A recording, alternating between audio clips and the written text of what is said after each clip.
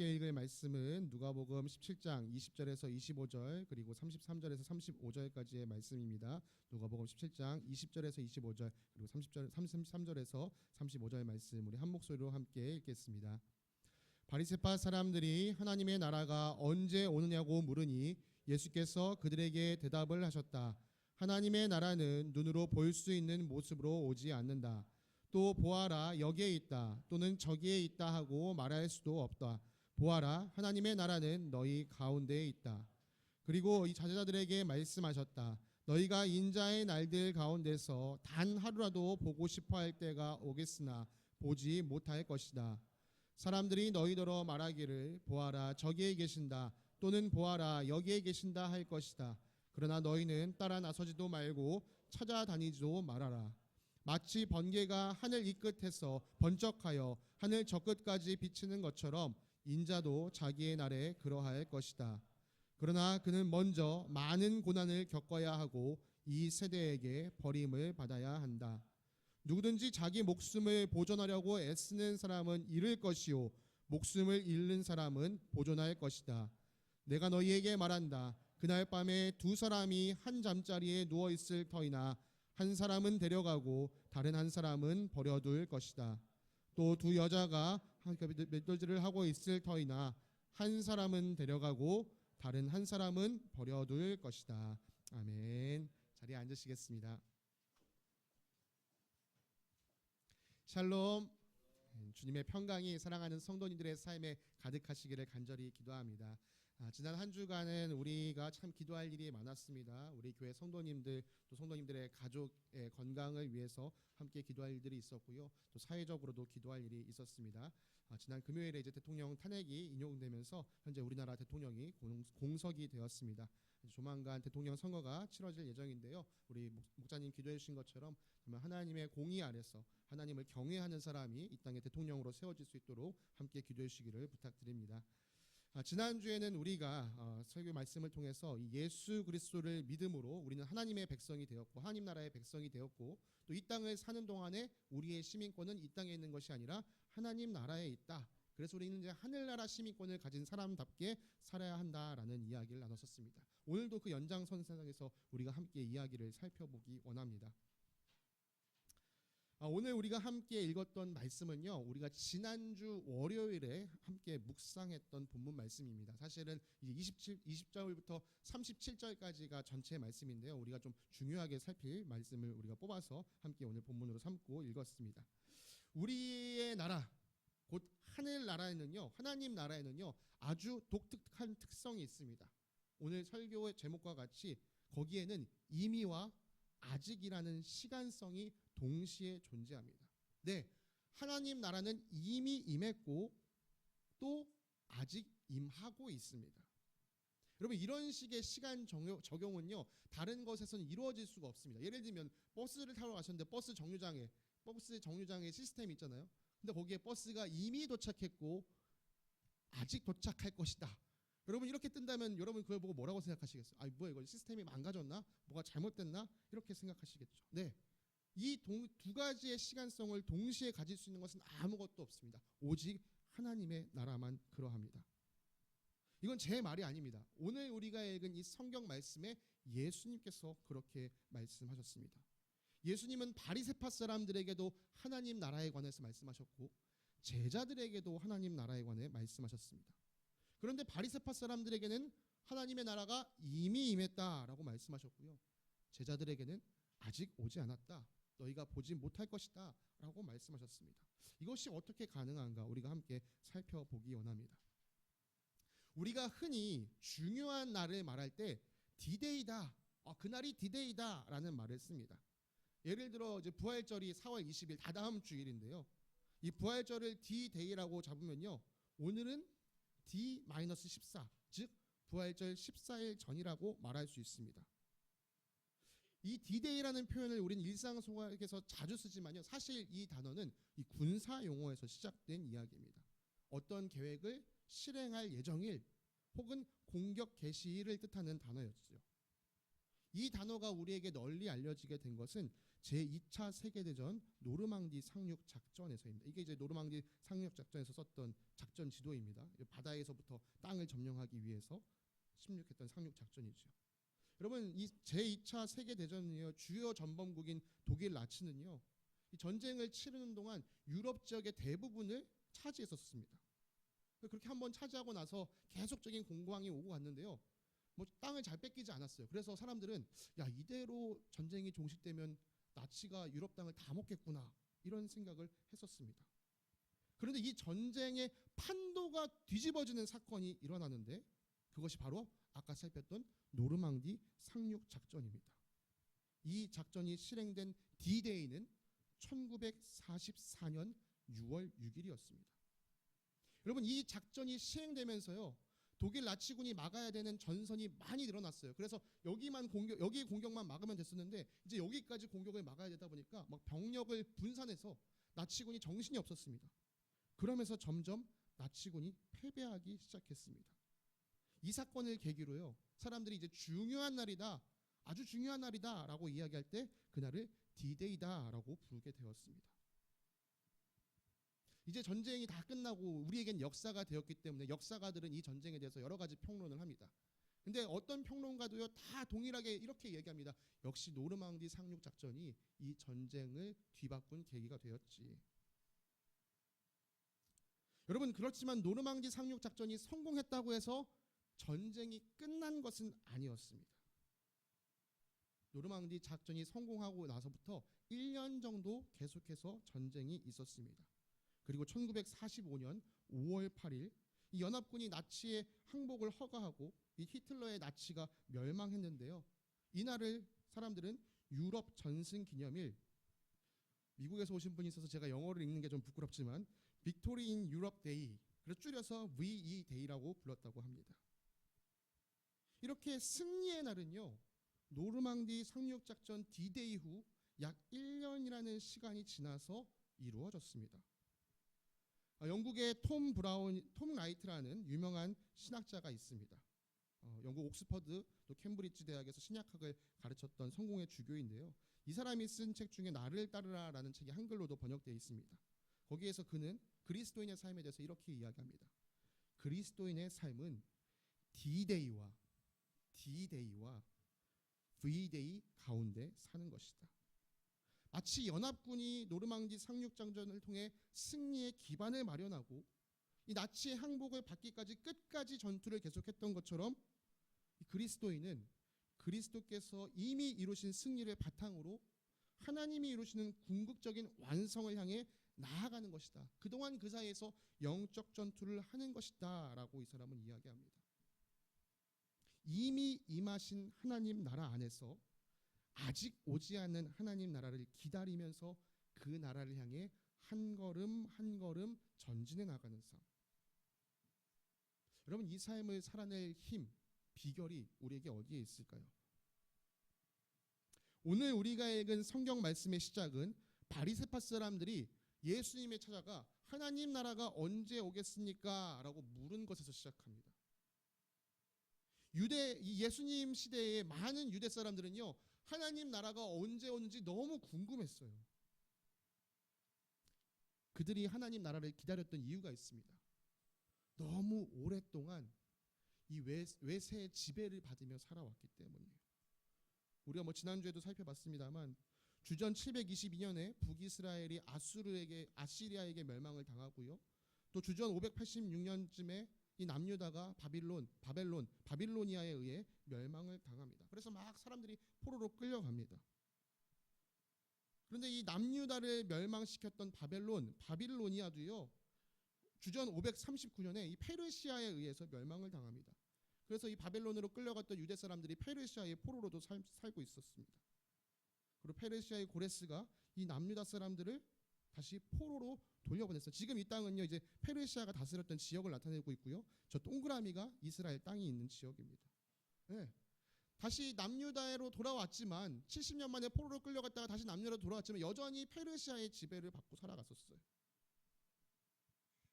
그리고 페르시아도 저물어 버리고 이제 그리스라는 나라가 알렉산더의 그리스가 이 지역을 또 제패하게 되었습니다. 그래서 또 그리스의 지배를 받고 또 한동안 살아갔어요.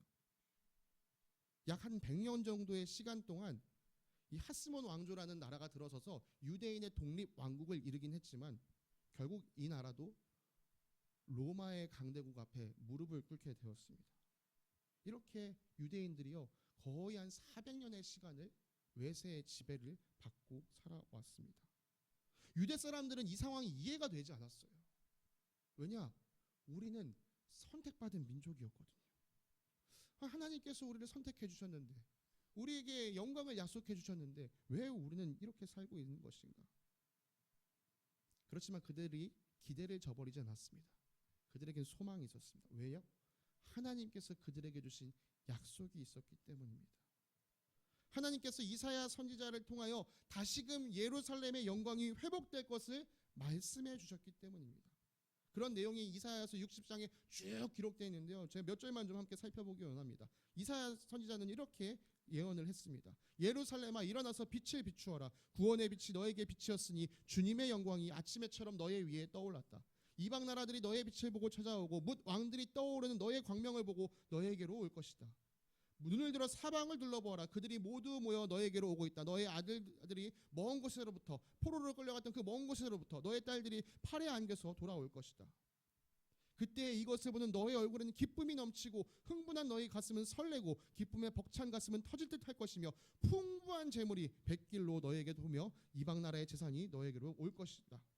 너의 자녀들이 온다. 섬들이 너를 사모하며 다시스의 배들이 먼저 먼 곳에 있는 너의 자녀들을 데리고 온다. 그들이 주 너의 하나님의 이름을 높이려고 이스라엘의 거룩하신 하나님께 드리려고 은과 금을 함께 신고 온다. 주님께서 너를 영화롭게 하셨기 때문이다. 이방 자손이 너의 성벽을 쌓으며 그들의 왕들이 너를 섬길 것이다. 비록 내가 진노하여 너를 쳤으나 이제 내가 은혜를 베풀어서 너를 불쌍히 여기겠다.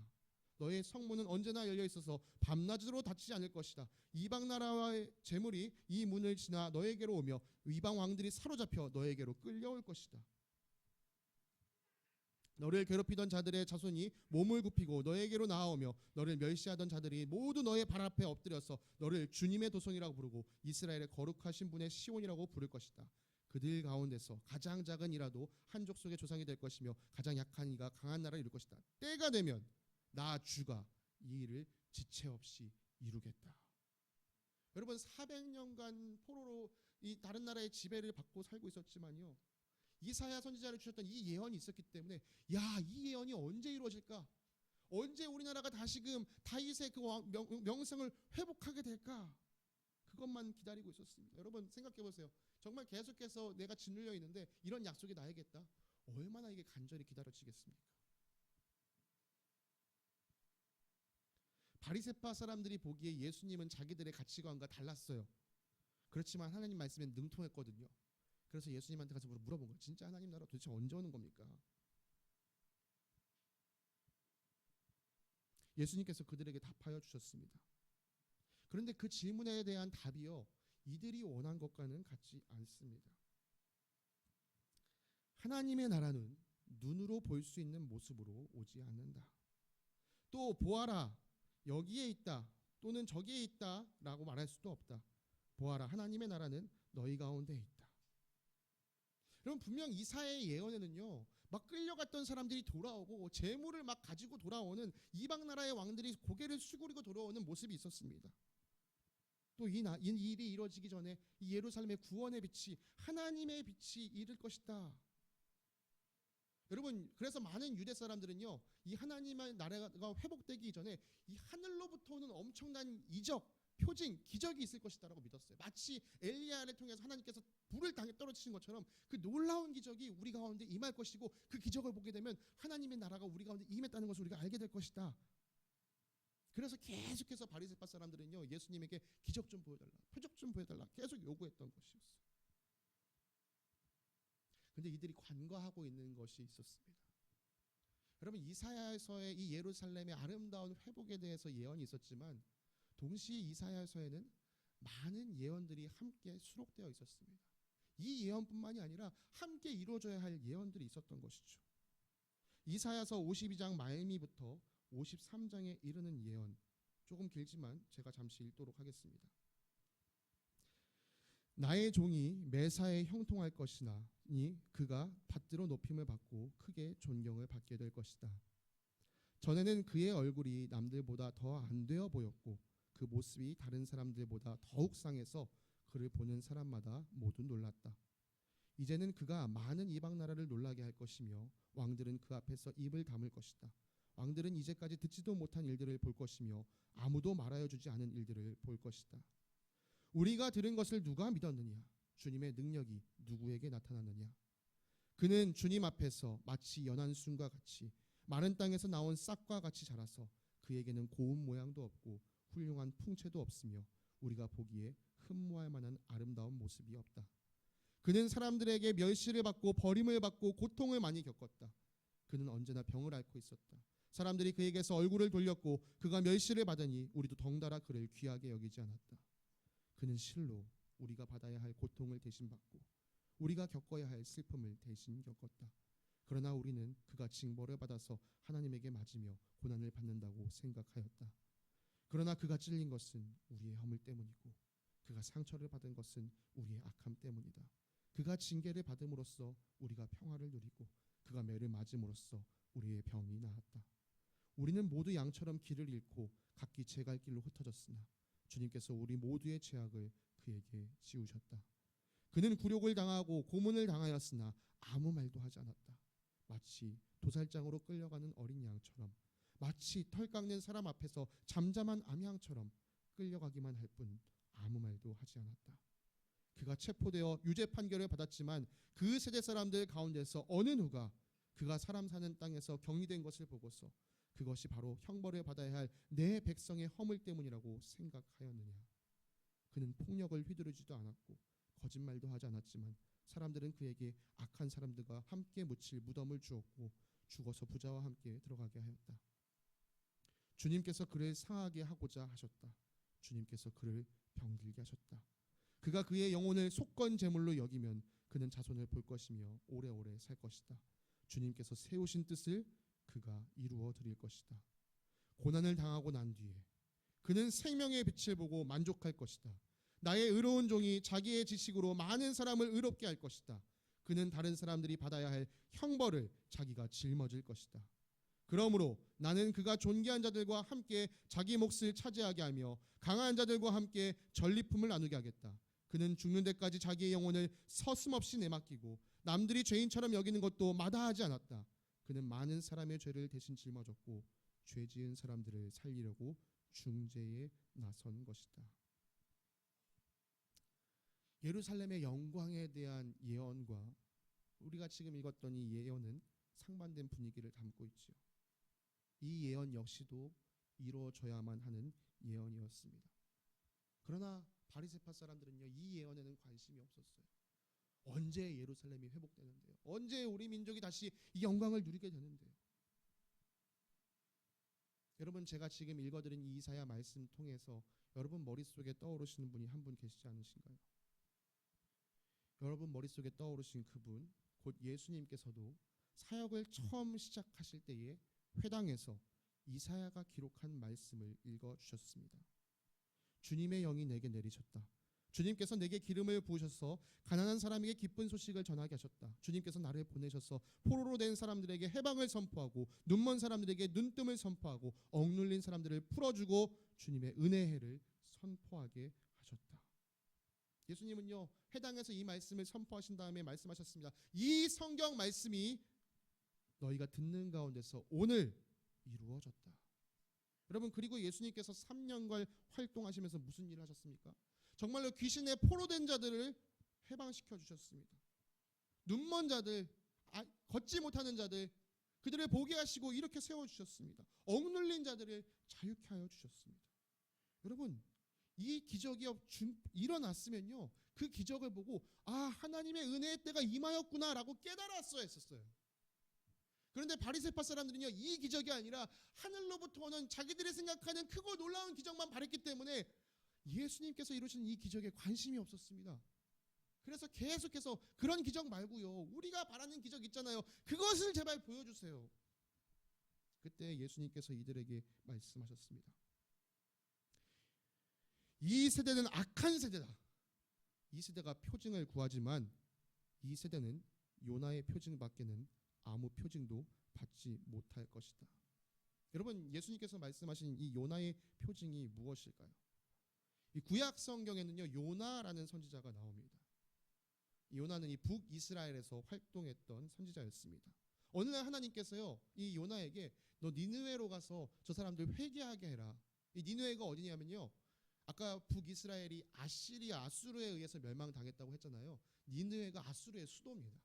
그러니까 지금 사실 요나가 살았을 시기에도요, 이 북이스라엘과 아수르는 관계가 좋지 않았어요. 근데 하나님께서 요나에게 원수 같은 저 니느웨에 가서 회개하게 해라. 요나가 그 말을 듣기 싫어서 다시스, 오늘날로 따지면 스페인으로 도망갑니다. 아우, 나 그 일 절대 할 수 없어. 배 타고 도망가 버려요. 근데 그 배가 어떻게 됩니까? 큰 풍랑을 맞이합니다. 사람의 힘으로는 도무지 헤쳐갈 수 없는 풍랑을 맞아요. 요나가 고백해요. 이거 나 때문에 생긴 일이다. 내가 하나님 말씀 어기고 도망가다가 생긴 일이다. 당신들 여기서 살아남으려면 나를 바다에 던져야 된다. 결국 그렇게 요나가 바다에 던짐을 당합니다. 하나님께서는 큰 물고기를 예비하셔서 요나를 집어삼키게 하십니다. 요나가 그 물고기 속에서 3일 밤낮을 있으면서 기도를 하나님께 드립니다.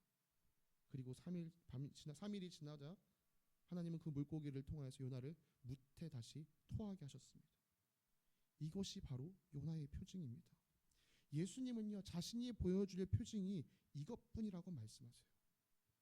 예수님 자신이 하늘로부터 왔다는 사실, 나를 통하여서 하나님 나라가 임하였다는 그 기적은 부활을 통해서만 알 수 있다. 요나의 기적을 통해서만 알 수 있다. 여러분, 장사된 지 사흘 만에 죽은 자들 가운데서 무덤을 열고 다시 살아나신 이 부활이 바로 예수님께서 하늘로부터 오신, 하나님으로부터 오셨, 하나님 나라가 이 땅 가운데 임하는 증거가 되는 아름다운 기적입니다.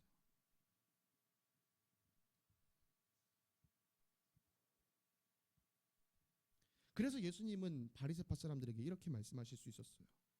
하나님의 나라가 여기에 있다 저기에 있다 하지 마라. 이미 너희 가운데 너희가 보고 있는 이 앞에 임하였다. 여러분, 바리새파 사람들은 이해할 수 없었죠. 아니, 무슨 하나님의 나라가 임해, 아직 우리가 그 기적을 보지도 못했는데.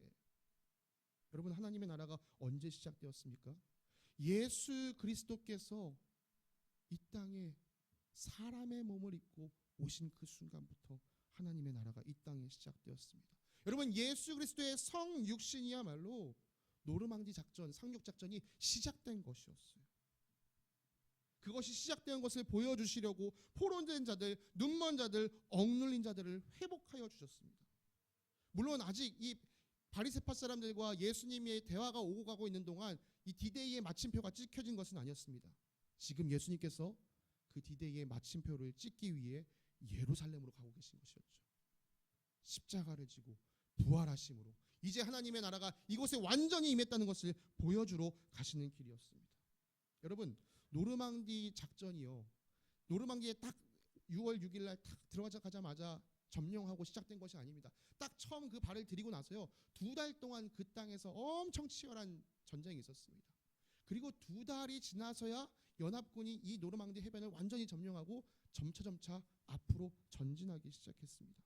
마찬가지로 예수님의 성육신이요, 이 노르망디 작전이 시작된 것이라면 예수님의 십자가와 부활은 이제 그 땅을 완전히 점령하고 앞으로 한 걸음 한 걸음 전진해 나아가는 것이라고 할 수 있습니다.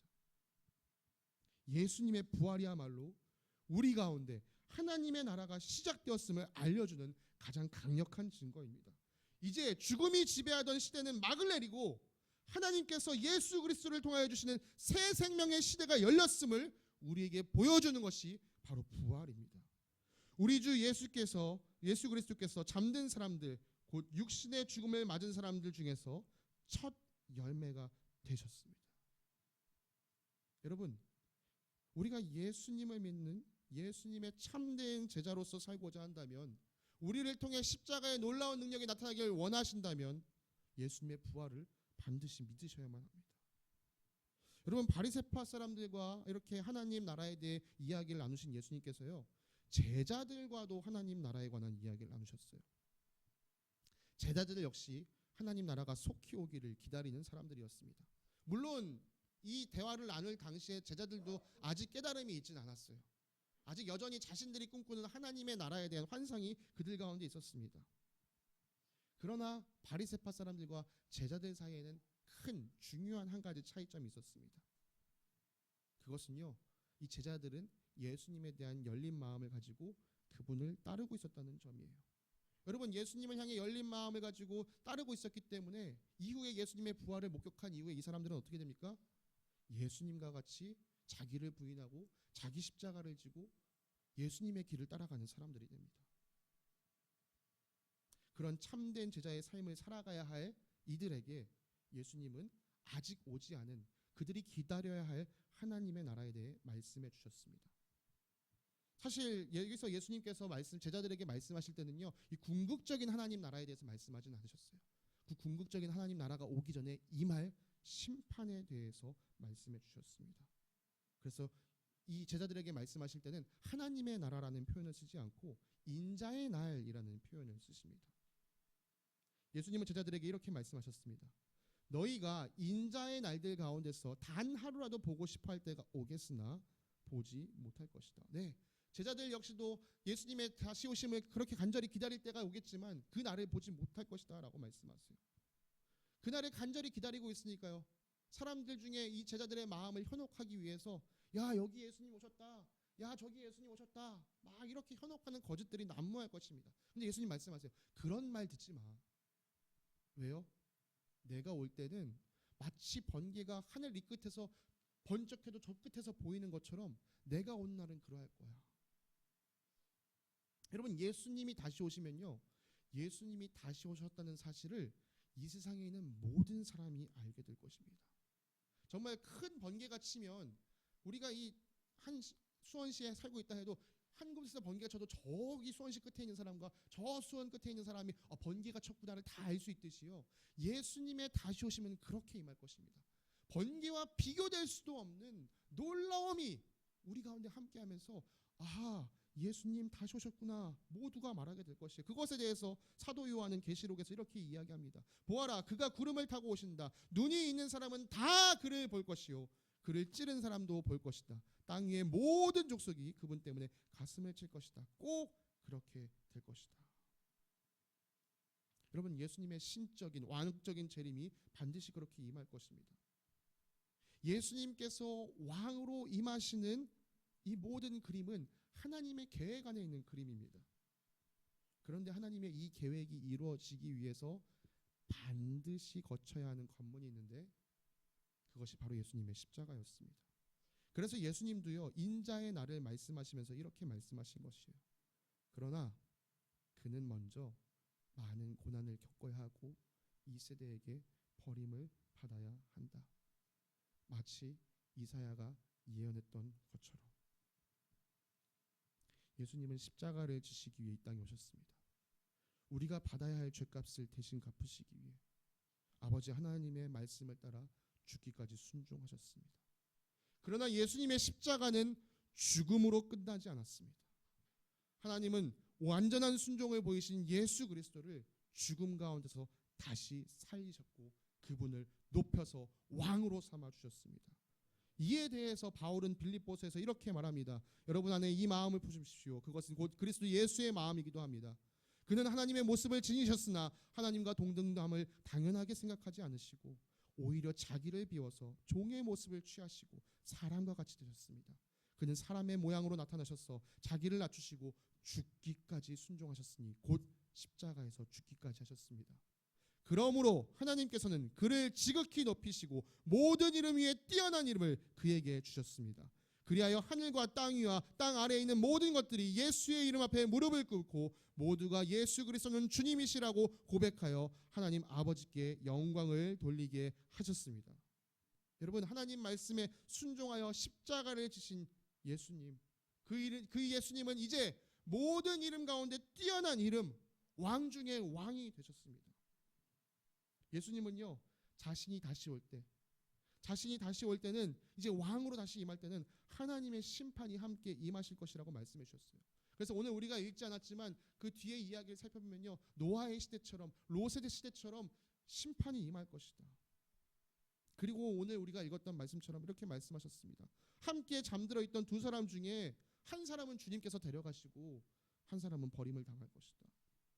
혹여 너희가 잠들어 있지 않고 깨어서 일을 하고 있다고 한다면 한 사람은 주님이 데려가시고 한 사람은 버림을 당할 것이다. 누가 이 심판에서 구원을 받게 되고 누가 이 심판에서 버림을 받게 되는 것일까요? 예수님이 이렇게 말씀하셨습니다. 누구든지 자기 목숨을 보존하려고 애쓰는 사람은 잃을 것이요 목숨을 잃는 사람은 보존할 것이다. 같은 말씀을 기록한 마태는 좀 더 분명하게 이렇게 이야기합니다.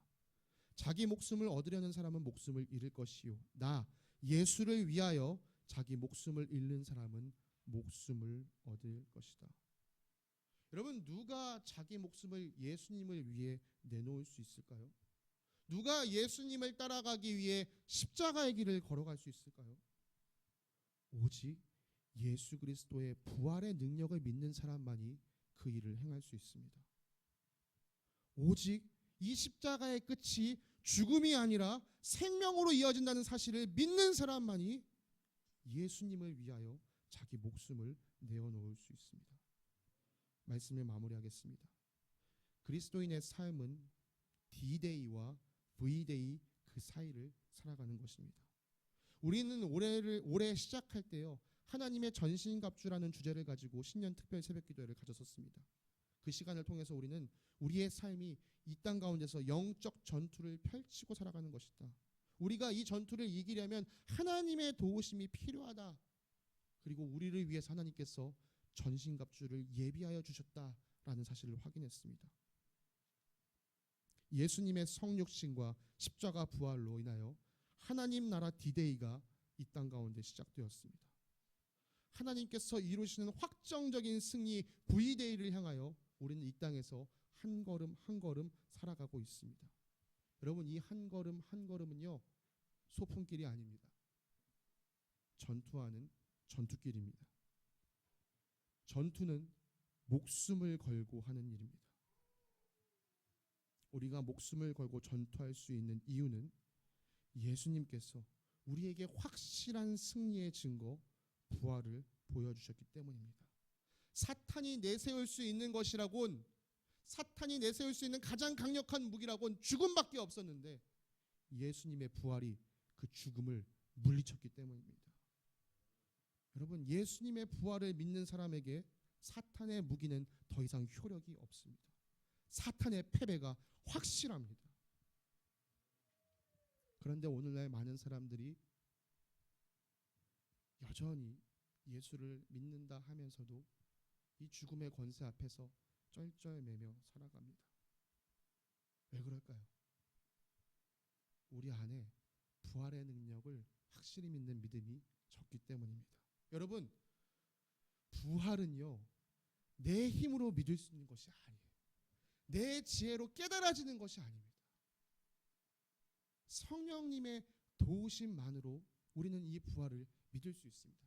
그러므로 여러분, 예수 그리스도의 부활이 여러분 가운데 믿어지지 않는다면, 다가오지 않는다면 여러분 성령님께 간절히 구하셔야 돼요. 성령님, 예수 그리스도의 십자가와 예수 그리스도의 부활이 날 향한 하나님의 크신 사랑의 증거라는 사실을 제가 믿게 해주십시오. 제가 이제는 그 사실을 바라보면서 이 땅 가운데서 능력 없는 그리스도인처럼 겨우겨우 십자가의 길을 두려움으로 걷는 사람이 아니라 이제는 이 십자가의 길을 주님과 함께 부활의 능력을 붙잡고 기쁨으로 걸어가는 참된 제자가 되게 하여 주십시오. 우리는 지금 부활절을 앞두고 한 걸음 한 걸음 나아가고 있습니다. 부활절까지 남은 시간 동안 이 예수 그리스도의 십자가와 부활에 더욱 주목하여 보는 우리들 되기 원합니다. 그래서 예수님께서 걸으시고 우리에게 요청하신 이 십자가의 길을 두렵고 떨리는 마음으로 억지로 끌려가는 길이 아니라 기꺼이 기쁘고 담대하게 걸어가는 저와 여러분들 되시기를 간절히 소망합니다. 함께 기도하겠습니다. 사랑과 은혜가 풍성하신 하나님 아버지, 감사합니다.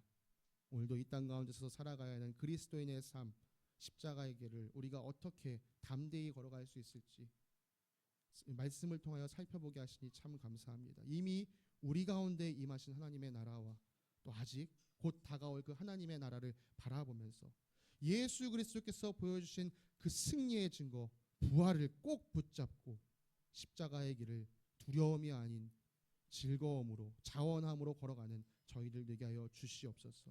주님, 혹여나 우리 마음 가운데 예수 그리스도의 부활을 온전히 믿지 못하는 연약함이 있다면 성령님 우리 마음을 깨닫게 하여 주셔서 이 부활절을 기다리고 있는 이 시간 예수 그리스도의 부활의 능력을 우리의 능력으로 얻는 귀한 저희들 될 수 있도록 지금 역사하여 주시옵소서. 우리 가운데 일하실 주님께 감사드리며 거룩하신 우리 주 예수 그리스도의 이름으로 기도드립니다. 아멘.